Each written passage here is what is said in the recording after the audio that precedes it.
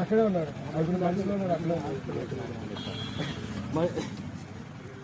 Driver ఉన్నాడు. నేను left side లో డ్రైవర్ ఫ్రంట్ సీట్ లో కూర్చున్నాడు.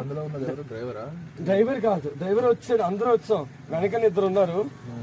అదే నేను ముందు కూర్చున్నాను, వెనకాల ముగ్గురు కూర్చున్నారు. ముగ్గురులో ఇటువైపు ఒక అమ్మాయి, మధ్యలో ఒకడు. ఈ మనిషి ఎవరైతే కనిపించట్లేదు లెఫ్ట్ సైడ్ ఈ మధ్యలో అమ్మాయి వచ్చింది.